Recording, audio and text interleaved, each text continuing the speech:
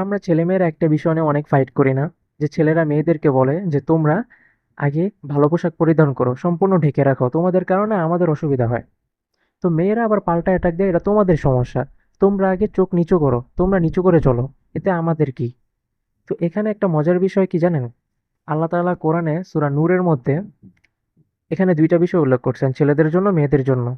তো ছেলেদেরকে কিন্তু আল্লাহ তাআলা আগে নির্দেশ দিছেন যে, "তোমরা আগে চোখ নিচু করো এবং তোমাদের লজ্জাস্থান হেফাজত করো।" আয়াতটা হচ্ছে ৩০ নম্বর আয়াত সূরা নূরের। "কুল লিল মুমিনিনা ইয়াগুদ্দু মিন আবসারিহিম ওয়া ইয়াহফাযু ফুরুজাহুম।"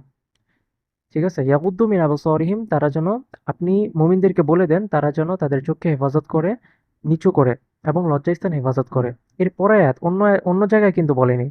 এর পরের আয়াতে ৩১ নম্বর আয়াতে নারীদেরকে বলছেন যে, "কুল লিল মুমিনাতি ইয়াগুদ্দুনা মিন আবসারিহিন্না ওয়া ইয়াহফাযনা ফুরুজাহুন্না।" যে আপনি মুমিনাদেরকে বলে দেন তারা যেন তাদের দৃষ্টিকে নিচু করে এবং তাদের লজ্জাস্থানকে হেফাজত করে। এইজন্য মানে যদি মারপিট যদি করতেই হয়, ফাইট যদি করতেই হয় এ বিষয়ে, তো আমরা ছেলেরা যেন খেয়াল রাখি যে অবশ্যই আমাদেরকে আগে নির্দেশ দেওয়া হয়েছে। আর মূল কথা হচ্ছে যে এরকম কাউকে আগে পরে বা কে আগে মানে নিচে ঝুঁকবে, এগুলো আমরা ফাইট না করে যাকে যেই নির্দেশটা দেওয়া হয়েছে সেটা যদি আমরা পালন করি, তাহলে আর কোনো অসুবিধা হবে না। যে ছেলেরা আমরা মনে করব যে আল্লাহ তাআলা আমাদেরকে এটা আদেশ করেছেন, নির্দেশ দিয়েছেন, তো এটা আমাদের মানতে হবে। আর অনুরূপভাবে মেয়েরাও এটা আমরা ভাববো যে আল্লাহ তাআলা আমাদেরকে এটা নির্দেশ দিয়েছেন, আদেশ দিয়েছেন, এটা আমাদের মানতে হবে। তাহলে আর কোনো গ্যাঞ্জাম থাকে না।